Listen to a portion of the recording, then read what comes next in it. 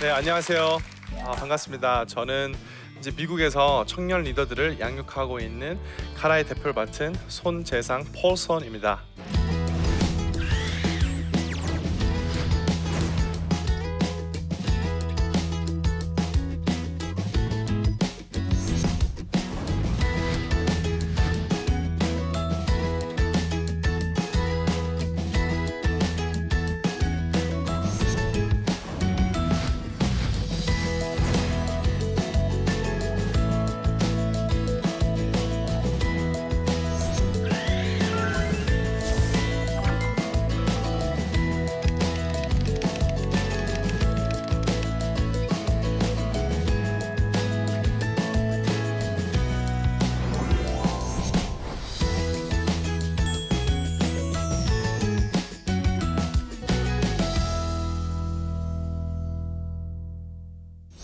오늘 여러분과 함께 나누고 싶은 이야기는 밀레니얼 세대에 대해서 같이 나누고 싶습니다.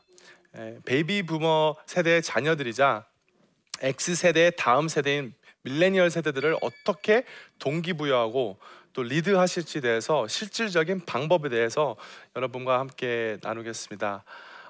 밀레니얼 세대를 둔 부모님들이나 아니면 교회 혹은 직장에서 리드하실 그런 사역자나 또 직장인 등에게 이 내용이 도움이 되었으면 좋겠습니다.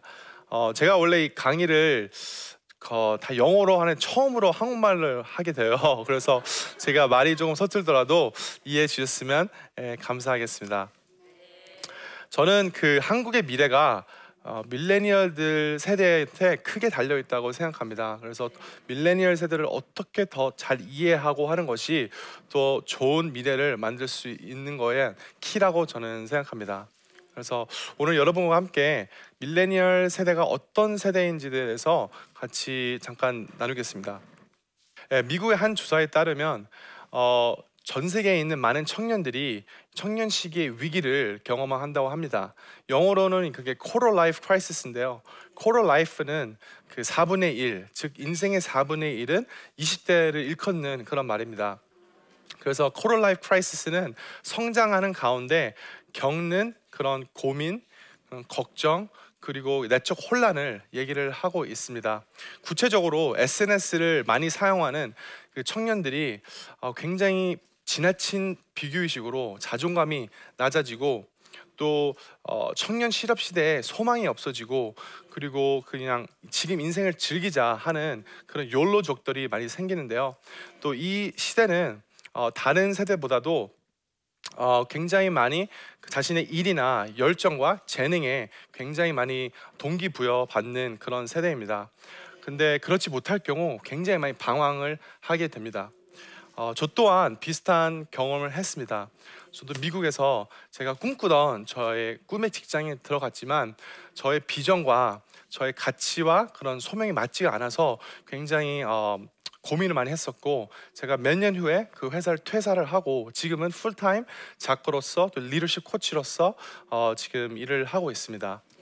또 하버드 비즈니스 스쿨의 리서치에 따르면 이 그래프에 보시듯이 20대 후반에서 30대 초반에 가장 많이 스트레스를 받는 또 세대가 또 밀레니얼 세대라고 합니다. 그래서 가장 부정적인 생각과 되게 어려운 그런 네거티브한 생각들이 가장 많고요. 또 30년 전만 해도 우울증을 경험하는 사람들이 50대 초반이었습니다. 하지만 요즘에는 우울증을 경험하는 청년들이 벌써 20대 초반에 벌써 생긴다고 나와 있습니다. 또 밀레니얼 세대를 이해하기 위해서는 이 세상이 어떻게 돌아가고 있는지에 대한 그런 빅픽처를 알아야 되는데요. 지금의 어떻게 보면 가장 핫 이슈는 그 4차 산업혁명입니다. 그래서 새로운 기술을 가장 먼저 쓰고 또 이해하는 또 세대는 또 밀레니얼 세대이기 때문에 밀레니얼들이 다른 세대보다도 경험하는 이 속도의 변화는 훨씬 더 빠르게 피부로 와닿고 있습니다. 여러분 혹시 그 코닥이란 회사 기억하시나요? 네, 1998년도에 어떻게 보면 17만 명을 고용하던 대기업이었습니다. 포토페이퍼와 그 카메라의 점유율이 85%였는데요. 근데 몇 년 사이에 그 디지털 카메라의 트렌드를 읽지 못하고 그냥 파산하는 그런 상황에 있었습니다. 그래서 그런 인더스트리들이 정말 앞으로 10년 동안 많이 생기고 또 많이 없어지는 그런 상황에 있는데요. 호다하게 일어나는 일들이 우리한테도 일어날 수도 있습니다. 반면에 또 세계적인 회사 에어비앤비와 우버가 있는데요. 우버는 우리나라의 카카오 택시처럼 그런 승객과 그 운전기사를 중개하는 그 중개 서비스업을 하고 있습니다. 차를 갖고 있지 않음에도 불구하고 세계에서 가장 큰 택시 컴퍼니가 되었습니다. 에어비앤비는 자기의 방이나 또 집을 임대하는 또 그런 회사인데요. 공간을 갖고 있지 않음에도 불구하고 세계에서 최대의 숙박 기업이 되었습니다. 네. 그래서 이런 그 비즈니스 모델들이 전에 10년 전만 해도 거의 없었어요. 근데 이렇게 빨리 진행되는 그런 인더스트리에 있다 보니까 이런 에어비앤비와 우버 같은 회사들이 나오게 되었습니다. 또 Singularity University Summit의 조사에 따르면 현존하는 일자리의 70%에서 80%는 향후 20년 내에 사라질 것이다 라고 이렇게 충격적인 얘기를 하고 있습니다. 그래서 다른 새로운 일자리가 많이 생길 것 같지만 20년이라는 짧은 시간 안에 새로운 일자리가 충분히 생길지는 확실하지 않다라고 이렇게 리포트가 나오고 있습니다. 또 2020년대는 처음으로 5세대가 한 직장에서 공존하는 그런 세대에 저희가 살고 있습니다. 그래서 이 그래프를 보시면 가장 왼쪽에 있는 traditionalist, 이분은 전통주의자, 그 다음에 베이비 부머 세대, 그 다음에 X세대, 밀레니얼 세대, 그리고 젠 Z 세대가 있는데요. 정말 이 많은 세대가 한 직장에서 있으면 세대 간에 그런 갈등이 생길 수 있고 또 그런 소통의 문제가 생길 수가 있습니다. 그래서 예를 들어서 제가 한번 얘기를 하겠습니다. 세대별 이 선호하는 그런 소통 방식이 다 다릅니다. 그래서 보시면 60대 이상인 그런 전통주의자들은 보통 선호하는 소통 방법이 만나서 이야기하세요 하고 이제 얘기를 하고 있습니다. 예. 그리고 50대인 베이비 부머 세대는 전화해 하고 말을 하고 있고요. 30대 후반에서 40대 후반인 X세대는 이메일로 보내. 20대 후반에서 있는 30대 후반의 밀레니얼 세대는 문자로 보내 라고 말을 합니다. 그리고 10대 후반에서 20대 중반인 이 젠 Z 세대들은 카톡이나 DM, Direct Message, SNS를 통해서 연락을 하라고 얘기를 하고 있습니다. 이처럼 한 세대에 여러 가지 그런 소통 방식이 있으면 그런 커뮤니케이션의 스트레스가 요인이 될 수가 있습니다. 저희가 이제 밀레니얼 세대에 대해서 잠깐 나눠보는 시간을 가졌는데요. 구체적으로 밀레니얼 리드할 그런 기성세대들한테 어떻게 하면 실질적으로 그런 동기부여할 수 있을지, 리드할 수 있을지에 팁을 몇 가지를 알려드리겠습니다. 저는 밀레니얼들을 리드하기 위해서는 기존의 리더십 모델이 바뀌어야 된다고 저는 생각합니다. 그래서 과거에는 그런 급여, 그런 만족감, 인사고가, 약점에 포커스를 했다면 저는 밀레니얼들을 리드하기 위해서는 이런 것들이 필요합니다. 목적과 의미, 발전, 코칭, 지속적인 대화, 강점, 이런 것들을 포커스하는 것이 중요한데요. 몇 가지를 여러분과 함께 같이 나눠 보겠습니다. 첫 번째로는요, 밀레니얼들은 다른 세대보다도 목적과 의미를 추구하는 그런 세대입니다. 그래서 밀레니얼들은 한 조사에 따르면 51% 밀레니얼들이 안정적인 월급보다는 자아를 찾아가는 그 행복이 더 크다고 말을 해주고 있습니다. 즉 연봉이 조금 줄거나 직위가 조금 낮아져도 나의 목적과 나의 그런 의미가 있는 일에 맞는다면 그것을 감안을 할 수 있다고 얘기하고 있습니다. 하지만 많은 밀레니얼들은 지금 일을 하면서 굉장히 많이 고민하고 또 하는 일에 대한 무의미함과 삶의 지루함을 경험하고 있는데요. 그래서 그렇게 하다 보니까 여러 가지 질문들을 하는 것 같습니다. 예를 들어서 나는 왜 일을 하는 것일까? 단순히 먹고 살기 위해 일을 할까? 아니면 일을 위해 살까? 아니면 일은 하나님께서 주신 축복인가? 아니면 저주인가? 대해서 여러 가지 질문을 하게 되는데요.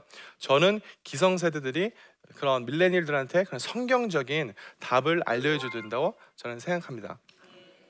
교회 안에서도 그런 일의 신학, 내가 일터 속에서 하나님의 예배자의 모습이 어떤 모습인지를 알려줘야 할 필요가 있고, 이 땅에서 하나님의 목적을 갖고 사는 것이 하나님의 관점으로 바라본다는 것을 알려줘야 된다고 저는 생각합니다. 그래서 이런 목적과 의미를 잘 전달할 수 있는 툴 하나를 여러분께 소개해 드리겠습니다. 사이먼 시넥의 골든 서클이라는 툴인데요. 이 그래프를 보시면 세 가지의 단어가 나와 있습니다.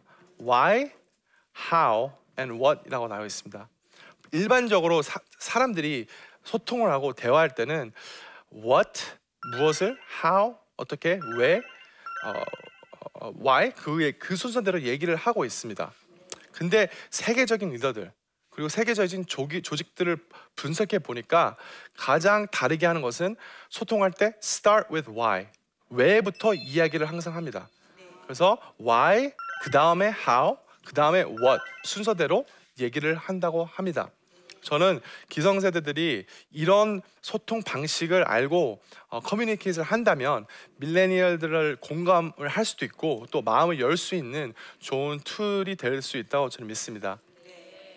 또 교회에서 저희가 청년들한테 그런 뭐 성경 공부를 해야 된다, 그런 순모임을 해야 된다, 뭐 일주일에 한 번씩 만나서 이렇게 해야 된다고 말을 하지만 많은 청년들이 why를 몰라서 교회에 안 나오게 되는 것 같아요. 그래서 사역자들과 그런 리더하시는 분들께 start with why를 하면 훨씬 더 많은 밀레니얼들을 동기부여하고 리더할 수 있다고 저는 믿습니다. 두 번째로는 성장과 발전의 중요성입니다. 밀레니얼들한테 이런 질문을 한번 해봤는데요.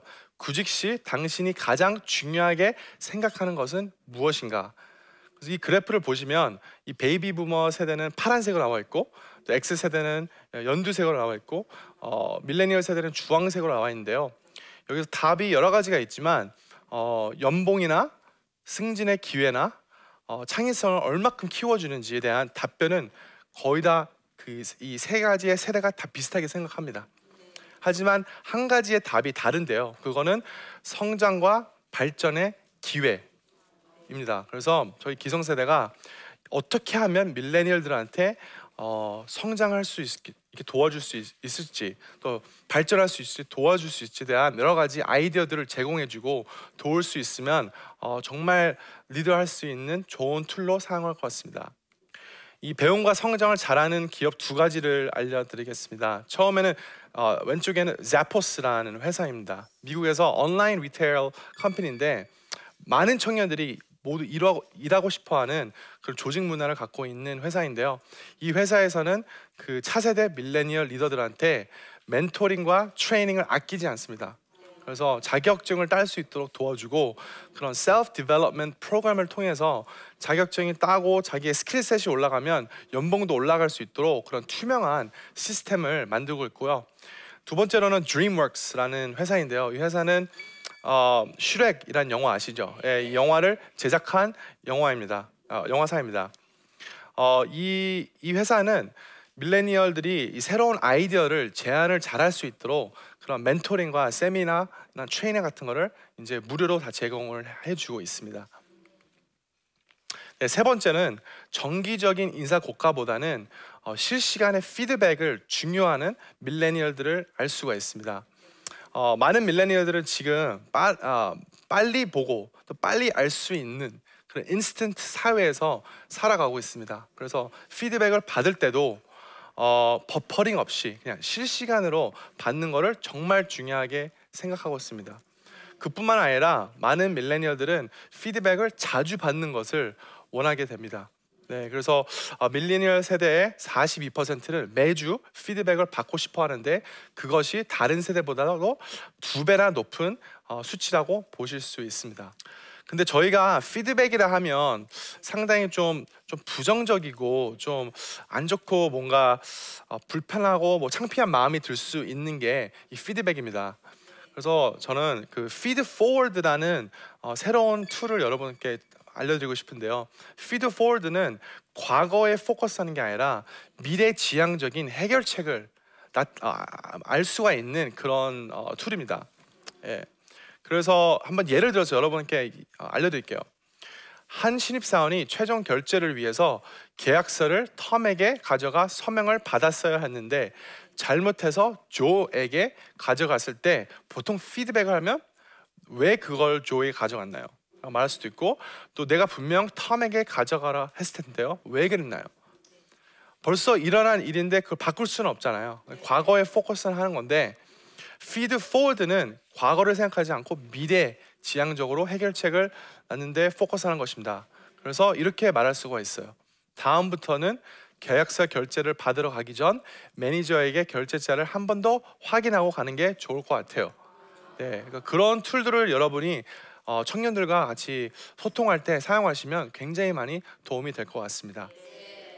네, 네 번째로 밀레니얼들을 잘 리드하기 위해서는 저는 역 멘토링이라는 컨셉을 나누고 싶습니다. 멘토링 하면 보통 신세대가 기성세대한테 조언을 받는다고 하잖아요. 근데 역 멘토링은 기성세대가 신세대한테 조언을 받는 것입니다. 네, 그 역 멘토링이 생긴 이유는 많은 기성세대가 이 변화무쌍한 사회에서 적응하기 위해서 가장 적응력이 있는 그런 적응을 잘하는 밀레니얼 세대들한테 조언을 받는 것입니다. 예, 그래서 벌써 미국에서는 마이크로소프트나 그런 미국 큰 대기업들이 역 멘토링을 통해서 그런 혁신적인 아이디어들이 나오고 있습니다. 예, 밀레니얼들한테 역 멘토링은 사실 좀 되게 자연스러운 건데요. 왜냐하면 어렸을 때 부모님들이 뭐 컴퓨터나 컴퓨터 고장을 했을 때 고치는 거를 보통 자녀들이 했어요. 예, 그리고 또 SNS나 그런 거를 잘 사용하니까 그런 어카운트 같은 거 만들어주는 것도 밀레니얼들이 자주 해서 이런 역 멘토링 컨셉이 자연스럽게 맞아떨어질 수 있습니다. 네, 마지막으로 여러분과 함께 나누고 싶은 이야기가 하나 있습니다. 미국의 유명한 발명가 토마스 에디슨 여러분 아시죠? 네, 어렸을 때 에디슨이 학교에서 한 레터를 가지고 어머니한테 갖다 드렸습니다. 그래서 어머니, 선생님이 이 레터를 어머니께 갖다 드리래요. 그래서 어머니는 그 레터를 보자마자 왈칵 눈물을 흘리셨습니다. 9살밖에 안 된 에디슨은 너무 놀라서 어머니에게 뭐라고 써져 있는지 여쭤봤습니다. 그래서 그의 어머니는 에디슨에게 당신의 아들은 천재입니다. 우리 학교에서 그를 가르칠 선생이 없으니 당신이 직접 가르치세요 라고 말했다고 써져 있다고 말했습니다. 예, 그래서 그의 어머니는 에디슨이 자유롭게 만들고 또 실험하고 또 발명할 수 있도록 그런 환경을 만들어 줬는데요. 오랜 세월이 지나서 그 어머니가 돌아가신 후에 에디슨이 어머님의 소지품에서 그 오래된 레터를 다시 발견하게 되었습니다. 근데 그도 그 레터를 읽었을 때 왈칵 눈물을 흘렸습니다. 거기에는 당신의 아들은 전능아입니다. 우리 학교에서는 그를 가르칠 교사가 없으니 당신이 직접 가르치세요 라고 써져 있던 것이었습니다. 에디슨의 어머니는 그 어떤 교사도 에디슨에게 보지 못했던 것을 보았습니다. 나중에 세계적인 발명가가 된 에디슨은 모든 영광을 어머니께 돌렸는데요. 자기를 믿어주고 그리고 정말 다른 사람들이 보지 못했던 것을 봤기 때문에 자기가 이렇게 위대한 발명가가 됐다고 말을 해주고 있습니다. 여러분 주위에 혹시 청년들 가운데 낙담하고 또 우울하고 방황하는 청년들이 있습니까? 밀레니얼들을 보고 기성세대들은 굉장히 게으르고 또 근성이 없다고 말을 하는데요. 여러분들이 정말 그들의 잠재력을 보려고 하고 그들을 믿어주고 좋은 리더십을 발휘한다면 저는 그들한테 무한한 가능성이 있다고 믿습니다. 그래서 저는 이 프레젠테이션을 통해서 정말 밀레니얼 세대와 기성세대가 하나로 연합해서 보다 더 나은 미래를 만드는 것이 저의 소망이고 바람입니다.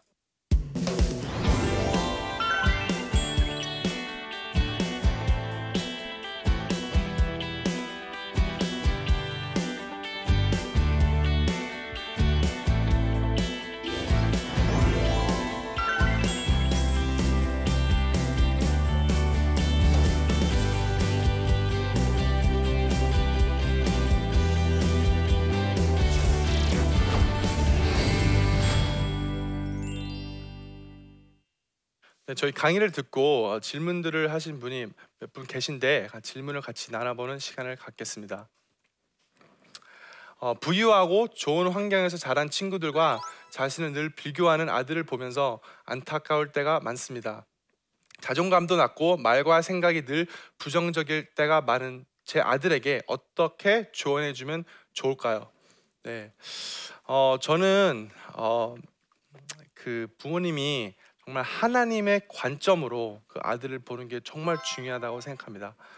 아마 그 아들은 사람들과 주위에 있는 친구들을 비교하면서 굉장히 자존감도 떨어지고 굉장히 우울한 그런 상황에 있을 텐데요.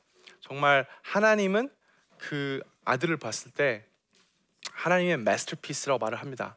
걸작품이라 말을 하는데 많은 부모님들은 그렇게 말을 안 해주는 것 같아요. 네, 그래서 그 말에 힘이 있습니다. 네, 그래서 그런 걸 통해서 encourage해주고 격려해주고 위로를 해주고 정말 그가 갖고 있는 강점들이 있어요. 독특한 개성이 있고 디자인이 있는데 하나님이 그렇게 만드신 거를 말해주고 인정해 주었을 때 저는 그 아들이 바로는 아니겠지만 점차적으로 바뀔 수 있고 정말 어떻게 보면 자존감도 많이 늘 수가 있다고 저는 생각합니다. 네. 다음 질문을 같이 보겠습니다.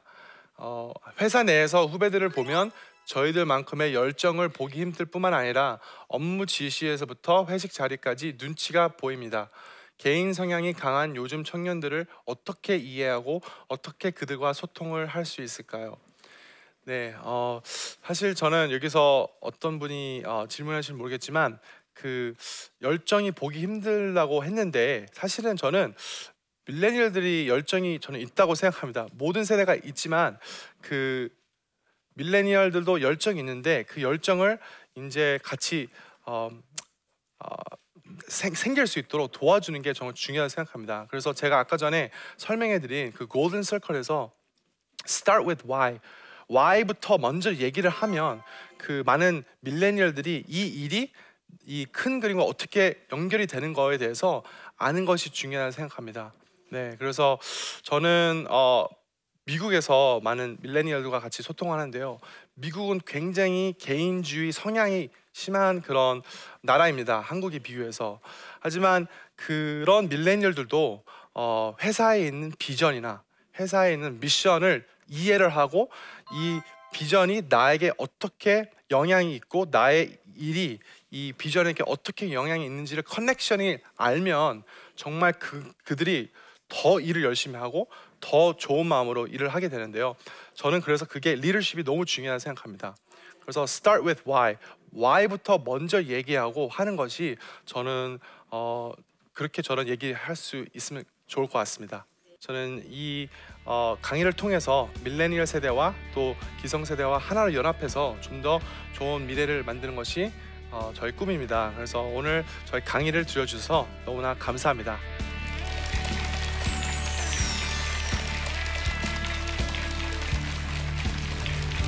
안녕하세요. 저는 한만두 식품 대표 남미경입니다.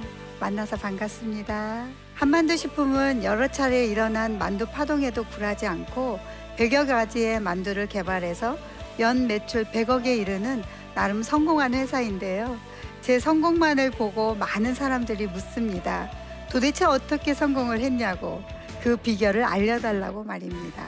그럴 때마다 저는 하나님의 비전을 하나님께서 이루셨다고 대답하는데요. 저에게도 큰 실패와 좌절이 있었습니다. 인생의 큰 좌절을 겪고 다시 일어나기까지 모든 것은 하나님의 은혜였습니다. 제 인생 가운데 하나님께서 어떻게 역사하셨고 일하셨는지 나침반에서 나누고자 합니다. 나침반 많은 시청 바랍니다.